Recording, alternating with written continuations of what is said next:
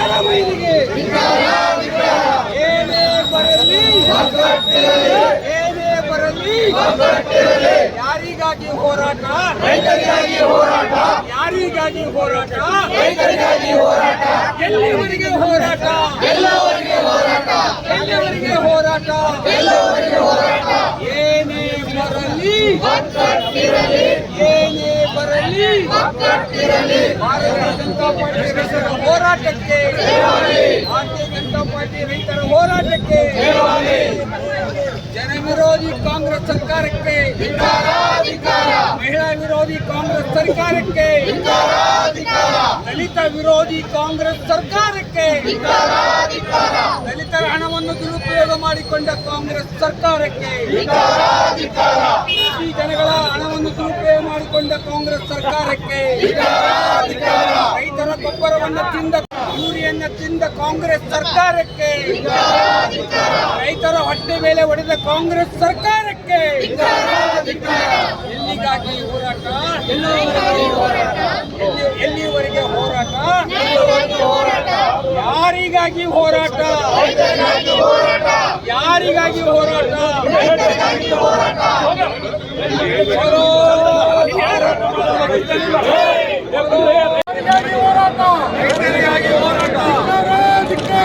ಕಾಂಗ್ರೆಸ್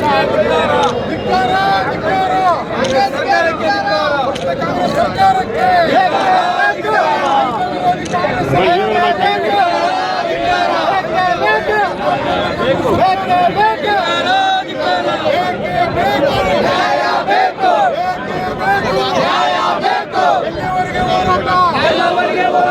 ಎಲ್ಲಿವರೆಗೆ ಹೋರಾಟ? ಭಾರತೀಯ ಜನತಾ ಪಕ್ಷ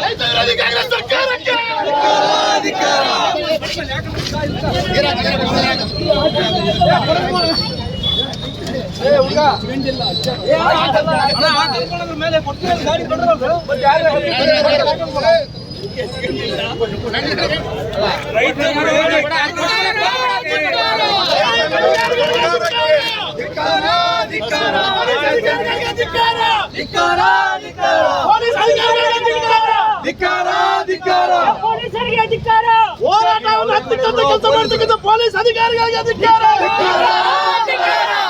ಕೈಗೊಂಡೆ ಆದಂತ ಪೊಲೀಸ್ ಅಧಿಕಾರಿಗಳಿಗೆ ಅಧಿಕಾರ.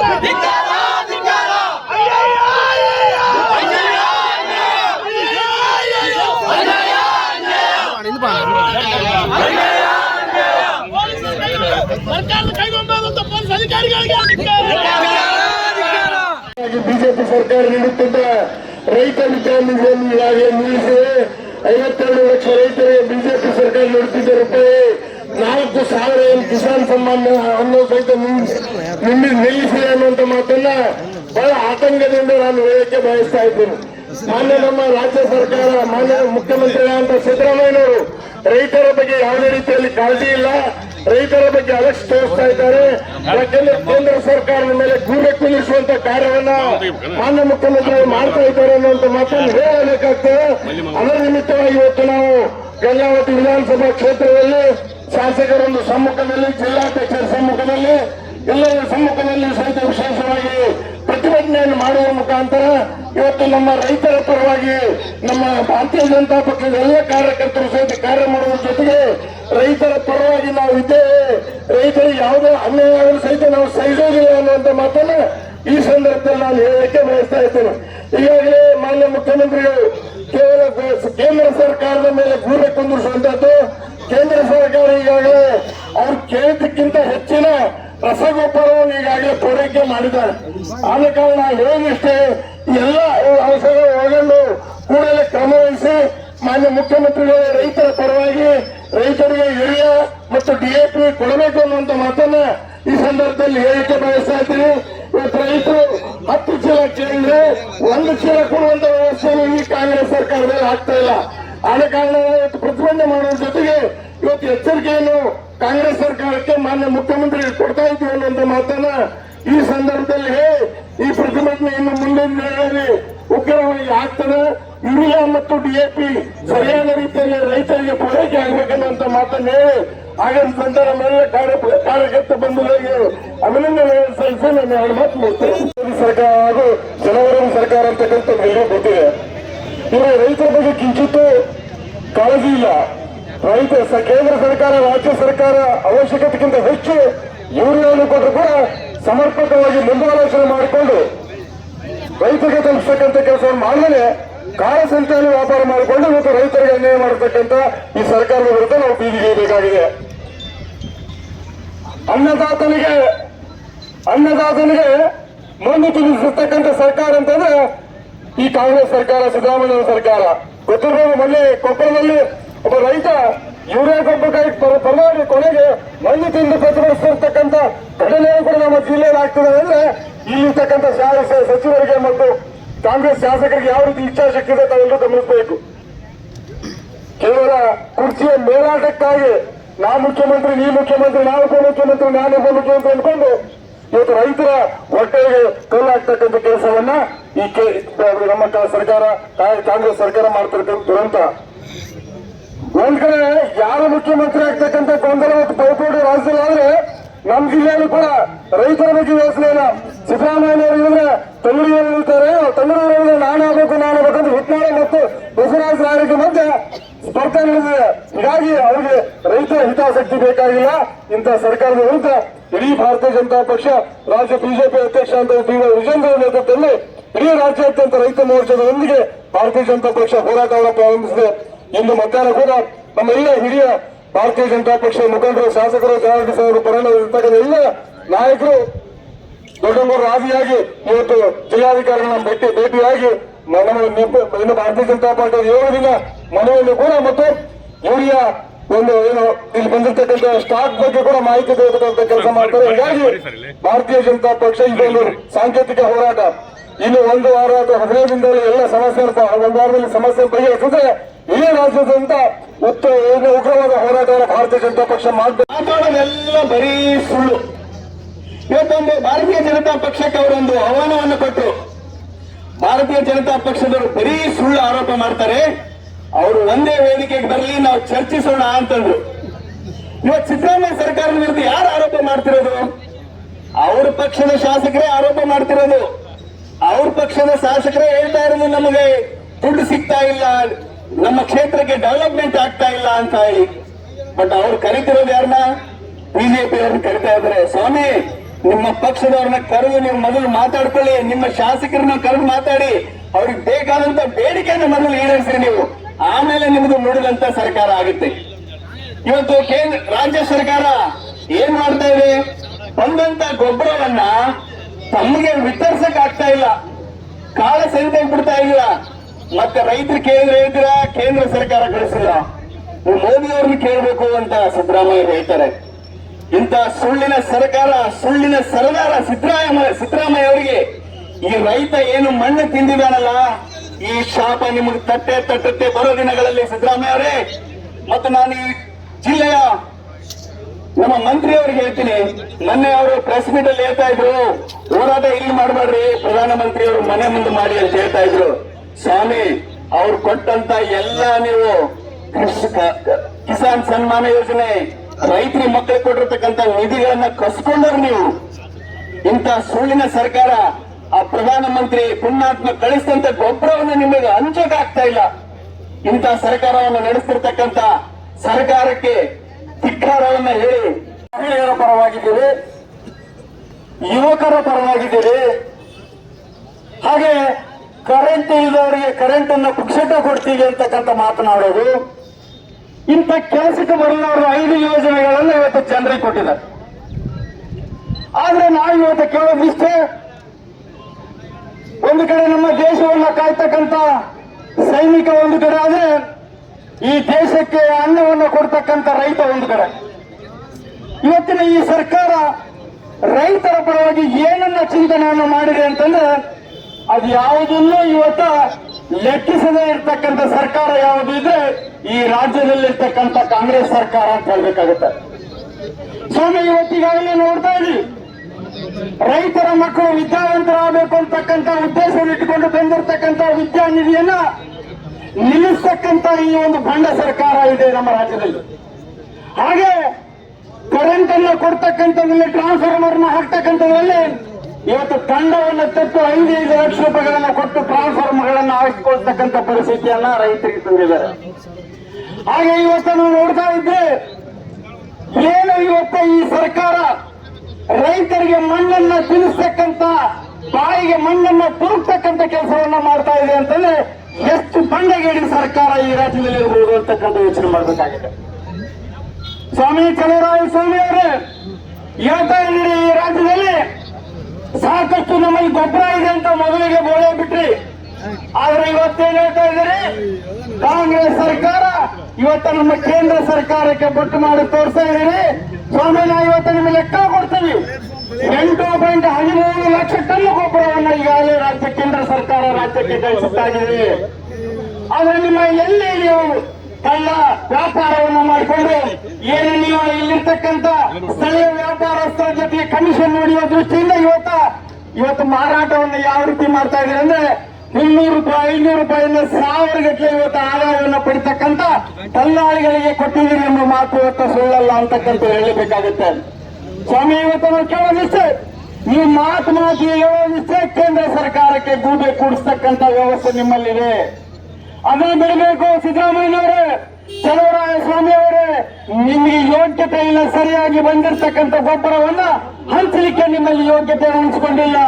ನಿಮ್ಮ ರೈತರಿಗೆ ಇವತ್ತು ಮುಟ್ಟಿಸಬೇಕಾಗಿರ್ತಕ್ಕಂಥ ಅವಶ್ಯಕವಾಗಿರ್ತಕ್ಕಂಥ ಬೆಳೆಗೆ ಗೊಬ್ಬರವನ್ನು ಕೊಡುವುದರಲ್ಲಿ ಸರ್ಕಾರ ವಿಫಲವಾಗಿದೆ. ತಕ್ಷಣ ಈ ಸರ್ಕಾರ ಇವತ್ತಿನ ಬಾರ್ಕಾಸ್ ಆಗಬೇಕಾಗಿರ್ತಕ್ಕಂಥದ್ದು ಅವಶ್ಯಕತೆ ಇದೆ. 6,000 ಬರ್ತದಲ್ಲ, ರಾಜ್ಯ ಸರ್ಕಾರದಲ್ಲಿ ಕೊಡುವಂತ 4,000 ಕಟ್ ಮಾಡಿದ್ರು. ಇನ್ನು ಯಡಿಯೂರಪ್ಪನವರು ರೈತ ನಾಯಕರು ಪ್ರತಿಯೊಬ್ಬ ರೈತಗ 4,000 ಕೇಂದ್ರ ಸರ್ಕಾರ 10,000 ಕೊಟ್ಟರೆ ಬಿತ್ತಕ್ಕೆ ಅನುಕೂಲ ಆಗ್ತದೆ, ಬೀಜಕ್ಕೆ ಅನುಕೂಲ ಆಗ್ತದೆ, ಕಲ್ಪನೆ ಸಂಕಲ್ಪ ಇಟ್ಕೊಂಡು 10,000 ಕೊಡುವಂತ ಕೆಲಸ ಮಾಡಿದ್ರೆ, ಈ ರಾಜ್ಯದ ಮುಖ್ಯಮಂತ್ರಿ ಬಂದಾಗಿನ ಅದನ್ನ ಬಂದ್ ಮಾಡಿಬಿಟ್ಟು ಯಾಕೆ ರೈತರು ಕೊಡಬೇಕಂತೇಳಿ. ಆದ್ರೆ ಪುಣ್ಯಾತ್ಮಕ ಮಾಡುವಂತ ಸರ್ಕಾರ ಇವತ್ತು ನಾನು ಒಂದು ವಿನಂತಿ ಮಾಡ್ತೀನಿ, ನೋಡ್ರಿ ತುಂಗಭದ್ರ ಭವಿಷ್ಯ ಏನಾಗತ್ತೆ ಅಂತೇಳಿ. ನಾನು ಹೆಚ್ಚಿಗೆ ಹೇಳಕ್ಕೆ ಇಲ್ಲಿಗೆ ನಮ್ಮ ಸರ್ಕಾರ ಇದ್ದಾಗ ನಾವು ನಮ್ಮ ಪರಮೇಶ್ವರ ಎಲ್ಲ ನಮ್ಮ ಸಂಸದರು ಸಂದರ್ಭದಲ್ಲಿ ಬೆಳೆ ಬೆಳೆಗಳಿಗೆ ಆಟದ ಈ ರಾಜ್ಯದ ಮುಖ್ಯಮಂತ್ರಿ ಅನುದಾನ ಕಾಲುವೆ ಮಾಡಿಸಿ 64 ಕೋಟಿ ತಂದು ಕಾಲ ನಡೆಗಾರದನ್ನು ಮಾಡಿದ್ರೆ ಅದು ಬಿಜೆಪಿ ಸರ್ಕಾರದ ಗಮನಿಸ್ಬೇಕು. ನಮ್ಮ ರೈತರು ಎಲ್ಲರೂ ಯಾವ್ಯಾವ ಸರ್ಕಾರ ಏನ್ ಕೆಲಸ ಆಗುತ್ತೆ ಅಂತೇಳಿ 16 ಇವತ್ತು ಬೆಳೆ ಬಂದು ಎಷ್ಟು ಮುಂದೆ ಆನೆಗೊಂಡು ಮಳೆ ಬಿತ್ತು, ಪ್ರತಿಯೊಂದು ಊರಲ್ಲಿ ಕೂಡ ಎಷ್ಟು ಲಾಸ್ ಆಗ್ತದೆ ನಮಗೆಲ್ಲ ಗೊತ್ತೈತೆ. ಇವತ್ತು ಕೇಂದ್ರ ಸರ್ಕಾರ 13,000, ರಾಜ್ಯ ಸರ್ಕಾರ 12,000, 1 ಹೆಕ್ಟರ್ಗೆ 25,000 ಕೊಡಂತ ಸರ್ಕಾರ ಮಾಡಿದ್ರೆ ಅದು ಬಿಜೆಪಿ ಸರ್ಕಾರ. ಪ್ರತಿಯೊಬ್ಬ ರೈತ 1 ಹೆಕ್ಟರ್ಗೆ 25,000 ಕೊಡಂತ ಕೆಲಸ ಮಾಡುತ್ತೆ. ಇವತ್ತು ಕೇಂದ್ರ ಸರ್ಕಾರ 3,450 ಕೋಟಿ ರಿಲೀಸ್ ಮಾಡಿ ಕೂಡ ಕೇಂದ್ರ ಸರ್ಕಾರ NDRF ದುಡ್ಡು ಕೂಡ ರೈತರು ಕೊಡುವಂತ ಕೆಲಸ ರಾಜ್ಯ ಸರ್ಕಾರ ಮಾಡ್ತಿಲ್ಲ. ಅಲ್ಲಿ ಕೊಡೋದು ಆದ್ಮೇಲೆ ಕೇಂದ್ರ ಸರ್ಕಾರ ಕೊಟ್ಟು ನನಗೆ ಕೊಡುವಂತ ಕೆಲಸ ರಾಜ್ಯ ಸರ್ಕಾರ ಮಾಡ್ತಿಲ್ಲ. ಅದಕ್ಕಾಗಿ ಪರಿಸ್ಥಿತಿ ನೋಡು, ಇಡೀ 33 ಗೇಟ್ ಡ್ಯಾಮ್ ಟೋಟಲ್ 59 ಕೋಟಿ.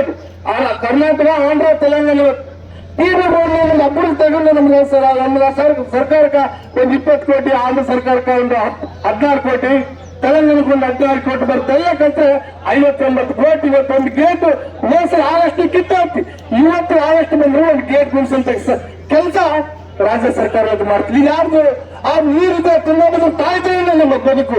ಆ ತುಂಗಭದ್ರಾ ತಾಯಿನ ನಾವು ಯಾವ ರೀತಿ ಬೆಳಕಾಗ್ತದೆ, ಯಾವ ರೀತಿ ಬದುಕಾಗುತ್ತೆ. ಈಗ ಗುಲ್ಬರ್ಗ ಬೀದರಾಗೋ ಪರಿಸ್ಥಿತಿ ನಮ್ಮ ಇವತ್ತು ಕೊಪ್ಪಳ ಆಗ್ತಿತ್ತು. ಆ ತುಂಗಭದ್ರಾ ತಾಯಿನ ಇವತ್ತು ಎಲ್ಲ ದೊಡ್ಡ 100,000 ಸಂಖ್ಯೆಯಲ್ಲಿ ತುಂಗಭದ್ರಾ ತಾಯಿನ ಬೆಳಿತಾರೆ.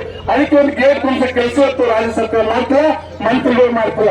ನೀವು ಹೇಳಿರಿ, ಬಹಳಷ್ಟು ಜಿಲ್ಲಾ ಉಸ್ತುವಾರಿ ಮಂತ್ರಿ ಪಾಪ ಮೀಡಿಯಾದ ಸ್ನೇಹಿತರು ಮಿತ್ರ ಕೇಳಿದ್ರು, ಸಾಬ್ ಏನ್ ಜಿಲ್ಲೆ ಗುರಿ ಏನೈತೆ ಅಂತಂದ್ರೆ ಮಂತ್ರಿ ಹೇಳ್ತಾನ, ಇಲ್ಲ ರೀ ನಾನು ಅಧಿಕಾರಿಗಳು ಮಾಹಿತಿ ಪಡೆದು ನಿಮ್ಗೆ ಹೇಳ್ತಂತ. ಅಂದ್ರೆ 1 ತಿಂಗಳಾಯ್ತು ಮಳೆ ಬಂದು, ನೀರು ಬಂದು ಈಗ 4 ತಿಂಗಳಾಯ್ತು, ಇನ್ನೊಂದು ಮಾಹಿತಿ ಇಲ್ಲ ಅಂತ ಪುಣಾತ್ಮಕ ಗೊಂದಲ ತಾವೆಲ್ಲ ಗಮನಿಸಬೇಕಾಗಿತ್ತು.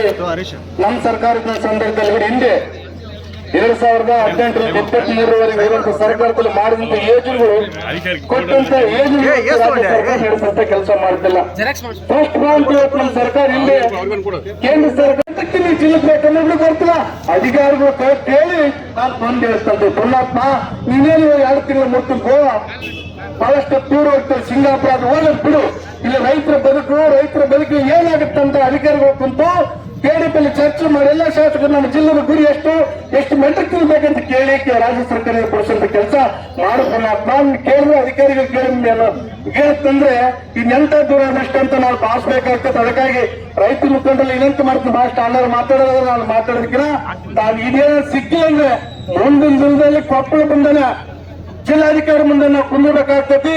ಈ ಹೋರಾಟ ಅಲ್ಲ, ರೈತರಿಗೆ ನಾವು ಕೇಳಿದಂತ ಇವತ್ತು ಹಿರಿಯ ಹಲವಾರು ಬೆಳೆ ಪರಿಹಾರ ಸಿಕ್ಕಿಲ್ಲ ಅಂದ್ರೆ ನಾವೆಲ್ಲ ನಮ್ಮ ಮುಖಂಡರು ನಾವು ಜಿಲ್ಲಾಧಿಕಾರಿ ಆಫೀಸ್ ಮುಂದೆ ಕುಂದಬೇಕಾಗತ್ತೆ, ಅದು ಪಡಿಬೇಕಾಗ್ತತಿ, ರೈತ ಮುಖಂಡರು ಕೊಡಿಸ್ಬೇಕಾಗ್ತದೆ. ನನ್ನ ಮಾತು ಇವತ್ತು ನಮ್ಮ ರಾಜ್ಯ ಸರ್ಕಾರ ಮುಖ್ಯಮಂತ್ರಿಗಳಾದ ಸಿದ್ದರಾಮಯ್ಯನವರು ಸಾರ್ವಜನಿಕವಾಗಿ ಒಂದು ಮಾಧ್ಯಮ ಸ್ನೇಹಿತರಿಗೆ ಅವರು ಬಹಿರಂಗಪಡಿಸಬೇಕಾಗಿರುವಂತಹ ಒಂದು ಸತ್ಯದ ವಿಚಾರ ಒಂದೇನು ಅಂತಂದ್ರೆ, ಕೇಂದ್ರ ಸರ್ಕಾರ 8,73,000 ಮೆಟ್ರಿಕ್ ಟನ್ ಅನ್ನ ರಸಗೊಬ್ಬರವನ್ನ ಅವಶ್ಯಕತೆಗಿಂತ ಹೆಚ್ಚಾಗಿ ನಮ್ಮ ರಾಜ್ಯಕ್ಕೆ ಕಳಿಸಿದ್ರೆ, ಇವತ್ತು 2.43 ಲಕ್ಷ ಮೆಟ್ರಿಕ್ ಟನ್ ರಸಗೊಬ್ಬರವನ್ನ ಕಾಳಿ ಸಂತೆಯಲ್ಲಿ ಅವರು ಮಾರ್ಕೆಟ್ ಅಲ್ಲಿ ಇವತ್ತು ಬ್ಲಾಕ್ ಮಾರ್ಕೆಟ್ ಅಲ್ಲಿ ಮಾಡ್ಕೊಳ್ಳೋದಕ್ಕೆ ಇವತ್ತು ಅಧಿಕಾರಿಗಳ ಜೊತೆ ಕೈ ಜೋಡಿಸಿ ಇವತ್ತು ಇಡೀ ಸರ್ಕಾರನೇ ಇವತ್ತು ಆ ಮೂಲಕ ಹಣ ಮಾಡಿಕೊಳ್ಳೋ ಪ್ರಯತ್ನದಲ್ಲಿ ಇವತ್ತು ರೈತರು ಆತ್ಮಹತ್ಯೆ ಮಾಡಿಕೊಳ್ಳುವಂತ ಸ್ಥಿತಿಗೆ ಇವತ್ತೇನ್ ತಲುಪಿದೆಯಲ್ಲ, ಈ ವಿಷಯದಲ್ಲಿ ಒಂದು ಶ್ವೇತ ಪತ್ರವನ್ನ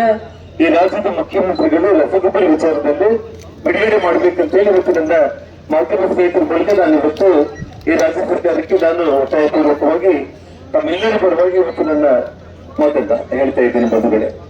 ಜೊತೆಗೆ ಎಲ್ಲ ವಿಚಾರಗಳು ಇವತ್ತು ನಮ್ಮವರು ಹೇಳಿದ್ದಾರೆ. ಒಬ್ಬ ರೈತ ಇವತ್ತು ಮಣ್ಣನ್ನು ತುಳಿಯೋದ್ರ ಮೂಲಕ ತನ್ನ ಪ್ರಾಣನೇ ಕಳ್ಕೊಳ್ಳೋದಕ್ಕೆ ಸಿದ್ಧವಾಗಿ, ಉಳಿದಿರೋ ರೈತರಿಗಾದ್ರೂ ಕೂಡ ಒಳ್ಳೇದಾಗ್ಲಿ ಅಂತ ಹೇಳಿ ಪ್ರಾಣ ತ್ಯಾಗ ಮಾಡೋದಕ್ಕೆ ಇವತ್ತು ನಮ್ಮ ಕೊಪ್ಪಳ ಜಿಲ್ಲೆಯ ಒಬ್ಬ ರೈತ ಮಾಡಿರುವಂತಹ ಒಂದು ಪ್ರಯತ್ನಕ್ಕಾದ್ರೂ ಕೂಡ ಈ ರಾಜ್ಯದ ಮುಖ್ಯಮಂತ್ರಿಗಳು ಸ್ಪಂದಿಸಿ ಇಲ್ಲಿಗೆ ಬಂದು ಆ ರೈತನ ವಿಚಾರ ಮಾಡಿ ಇಡೀ ರಾಜ್ಯಕ್ಕೆ ರೈತರಿಗೆ ಒಂದು ನಾನು ಇದ್ದೀನಿ ಅನ್ನೋದು ಒಂದು ಸಂದೇಶ ಕೊಡಬೇಕಾಗಿತ್ತು. ಆ ಕೆಲಸ ಮಂತ್ರಿಗಳು ಮಾಡಿಲ್ಲ, ಮುಖ್ಯಮಂತ್ರಿಗಳು ಮಾಡಿಲ್ಲ. ಇವತ್ತು ನಮ್ಮ ಭಾರತೀಯ ಜನತಾ ಪಕ್ಷದ ರೈತ ರಾಜ್ಯ ಅಧ್ಯಕ್ಷ ಆಗಿರುವಂತ ಇವತ್ತು ನಮ್ಮ ನಡಹಳ್ಳಿ ಅವರು ಬಂದು ಆ ರೈತರನ್ನ ಮಾತಾಡಿಸಿ ಇವತ್ತು ನಮ್ಮ ಇಡೀ ಜಿಲ್ಲಾಧ್ಯಕ್ಷರು ಬಸವರಾಜ್ ಅವರ ನೇತೃತ್ವದಲ್ಲಿ ಇವತ್ತು ಗಂಗಾವತಿಯಲ್ಲಿ ಇವತ್ತು ನಾವೇನು ಈ ಒಂದು ಹೋರಾಟವನ್ನು ಹಮ್ಮಿಕೊಂಡಿದ್ದೀವಿ. ತಕ್ಷಣ ಇವತ್ತು ಜಿಲ್ಲಾಧಿಕಾರಿಗಳ ಜೊತೆಯಲ್ಲಿ ನಾವು ಮತ್ತು ನಮ್ಮ ಕೃಷಿಗೆ ದೊಡ್ಡನಗೌಡರು ಎಲ್ಲ ನಮ್ಮ ನಾಯಕರುಗಳು ಕೂಡ ಸೇರಿ ಇವತ್ತು ಶರಣ ತಳ್ಳಿಕೆರೆ ಅವರು ಜಿಲ್ಲಾಧಿಕಾರಿಗಳಿಗೆ ಇವತ್ತು ನಾವು ಮನವಿಯನ್ನು ಕೊಡ್ತಾ ಇದ್ದೀವಿ.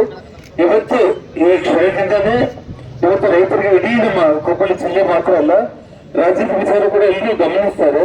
ಬಟ್ ನಮ್ಮ ಜಿಲ್ಲೆಯಲ್ಲಂತೂ ಪ್ರತಿಯೊಬ್ಬ ರೈತನಿಗೆ ಇವತ್ತು ರಸಗೊಬ್ಬರ ಪೂರೈಸುವಂತ ಒಂದು ಕೆಲಸ ಇವತ್ತು ಮಧ್ಯಾಹ್ನ 3-4 ಗಂಟೆಯಿಂದನೇ ಪ್ರಾರಂಭ ಆಗ್ಬೇಕು.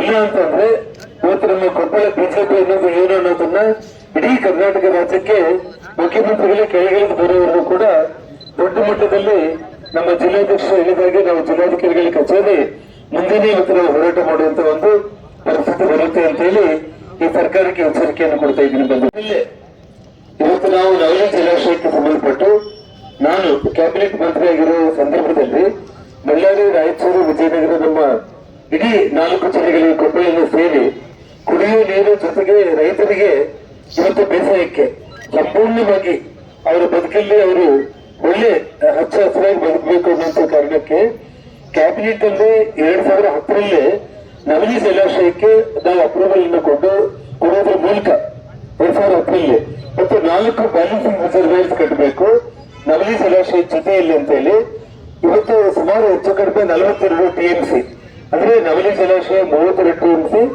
ಇನ್ನು 4 ಸಣ್ಣ ಪುಟ್ಟ ಇವತ್ತು ನಾವೇನು ಬ್ಯಾಲೆನ್ಸಿಂಗ್ ರಿಸರ್ವೇರ್ಸ್ 12 TMC ಮಾಡೋದ್ರ ಮೂಲಕ ಈ ಭಾಗದಲ್ಲಿರುವಂತ ರೈತರಿಗೆ ಯಾವತ್ತಿಗೂ ಕೂಡ ನೀರಾವರಿ ಅನ್ನೋದಂದ್ರೆ ಇಂಚಿಂಚು ಭೂಮಿ ನೀರಾವರಿ ಆಗ್ಬೇಕನ್ನೋ ಕೆಲಸ ಅವತ್ತು ನಾವು ಮಾಡಿದ್ವಿ. ಆದ್ರೆ ಅವತ್ತಿನ ಸಂದರ್ಭದಲ್ಲಿ ಇವತ್ತು ಅಲ್ಲಿಂದ ಕೂಡ ಇವತ್ತು 14 ವರ್ಷ ಆಯ್ತು. ಇದೇ ಸರ್ಕಾರದಲ್ಲಿ ನಾನು ಶಾಸಕನಾದ್ಮೇಲೆ ಪ್ರತಿ ಅಸೆಂಬ್ಲಿನಲ್ಲೂ ಕೂಡ ನಾನು ನವಲಿ ಜಲಾಶಯದ ಬಗ್ಗೆ ಮಾತಾಡ್ತಾ ಇದ್ದೀನಿ. ಮುಖ್ಯಮಂತ್ರಿಗಳು ಪ್ರತಿ ವರ್ಷ ಬಜೆಟ್ ಅಲ್ಲಿ 1,000 ಕೋಟಿ ಕೋಟಿಯಿಂದ 15,000 ಕೋಟಿ ನಾವು ಬಿಡುಗಡೆ ಮಾಡ್ತೀವಿ, ಆಂಧ್ರ ಮತ್ತು ತೆಲಂಗಾಣ ಸರ್ಕಾರ ಜೊತೆ ಮಾತಾಡ್ತೀವಿ ಅಂತ ಹೇಳಿ ಹೇಳ್ತಾನೆ ಇದ್ದಾರೆ. ನಾನು ಹೇಳ್ತಾ ಇರೋದು ಇವತ್ತು ರಾಜ್ಯದ ಮುಖ್ಯಮಂತ್ರಿಗಳು ಅವರ ಮಂತ್ರಿಮಂಡಲವನ್ನು ಅಥವಾ ಮುಖ್ಯಮಂತ್ರಿಗಳೇ ಬರ್ತಾರೆ ಅಂದ್ರೆ ನಾವೇ ಅವ್ರನ್ನ ಕರ್ಕೊಂಡು ಹೋಗ್ಬಿಟ್ಟು ಆಂಧ್ರ ತೆಲಂಗಾಣ ಮುಖ್ಯಮಂತ್ರಿಗಳನ್ನ ಒಪ್ಪಿಸಿ ಬರ್ಲಿಕ್ಕೆ ನಮಗೇನು ತೊಂದರೆ ಏನಿಲ್ಲ. ಆ ನವಲಿ ಜಲಾಶಯದ ಬಗ್ಗೆ ಅವರಿಗಿರೋ ಕಾಳಜಿಯನ್ನ ಸ್ಪಷ್ಟವಾಗಿ ಅವರು 16,000 ಕೋಟಿ ಹಣ ಅವರು ಸೀಮಿತ ಮಾಡಿದ್ರೆ ಎಲ್ಲರೂ ಒಟ್ಟಾಗಿ ಇವತ್ತು ಇಲ್ಲಿ ಜಲಾಶಯ ನಿರ್ಮಾಣ ಮಾಡೋದ್ರ ಮೂಲಕ ರೈತರೆಲ್ಲ ಕೂಡ ಒಳ್ಳೆಯದಾಗುತ್ತೆ ಅನ್ನೋ ಒಂದು ವಿಚಾರ. ಮತ್ತು ಟಿಬಿ ಡ್ಯಾಮ್ ಬಗ್ಗೆ ಒಂದು ಗೇಟ್ ಹೊತ್ತು ಬರ್ಕೊಂಡಿತ್ತು. ಒಂದು ಏನೇನೋ ರಾತ್ರಿ ಹಗಲು ನಾವು ಮಾಡಿದ್ದೀವಿ ಅನ್ನೋದು ಮುಂದೆ ಇರ್ತದೆ. ಮುಂದಿನ ದಿನಗಳಲ್ಲಿ ಮತ್ತೆ ಅಂತ ಅನಾಹುತ ಆಗ್ಬಾರ್ದು ಅನ್ನೋಂಥ ಕಾರಣಕ್ಕೆ ಇವತ್ತಿಗೂ ಕೂಡ ನಮ್ಮ ಟಿಬಿ ಡ್ಯಾಮ್ ಬಗ್ಗೆ ಏನೇನೋ ಬಜೆಟ್ ಹಾಕ್ಬೇಕು ಅಂತ ಹೇಳಿ ನಮ್ಮ ಜಿಲ್ಲಾಧ್ಯಕ್ಷ ಬಸವರಾಜ್ ಅವರು ಹೇಳಿದಂಗೆ 50 ಕೋಟಿ ಆಗುತ್ತದೆ, 100 ಕೋಟಿ ಆಗುತ್ತದೆ. ಅದಕ್ಕೆ ಮೊದಲು ಆದ್ಯತೆಯನ್ನು ಕೊಟ್ಟು ಒಂದು ತಜ್ಞರನ್ನು ಕರೆಸಿ ಇವತ್ತೇ ಅವ್ರು ರೆಡಿ ಮಾಡಬೇಕಾಗಿತ್ತು ಕಳೆದ ಬೇಸಿಗೆಯಲ್ಲಿ. ಇವತ್ತು ಅದು ಕೂಡ ಆಗಲಿಲ್ಲ. ಮತ್ತೆ ಇವತ್ತು ನದಿ ತುಂಬೋಗ್ಬಿಟ್ಟಿದೆ.